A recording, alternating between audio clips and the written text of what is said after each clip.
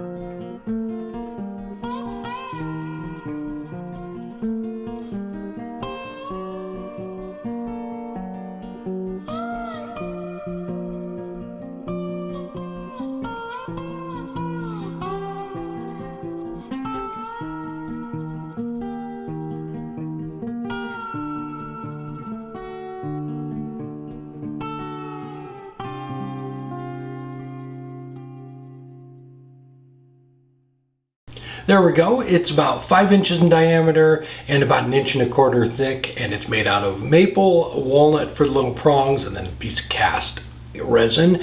And I had a lot of fun trying to carve little angles, trying to make it look like a diamond. It's not perfect, but it came out pretty good. I have a couple other videos up showing how to make little pocket mirrors using the same technique, and even some bigger wall mirrors. But I got this idea from a channel called Slap Stuff Together. I'll put a link down below in the description to their channel. They had a little trailer on their channel, and it kind of shows the progression and when they got engaged and married. And they had a frame like this, a metal one they had bought, and I thought it was a cool idea. Valentine's Day's coming up, so great project idea. All right, and it's not very hard. You can actually even just buy stones if you didn't want to try and carve or cast something like that. You can buy stones and just stick it in like that. But it's a fun project. I also want to give a big shout out to Makers Rock. So there are a bunch of people in the community getting together, and we're all doing album covers from the 90s.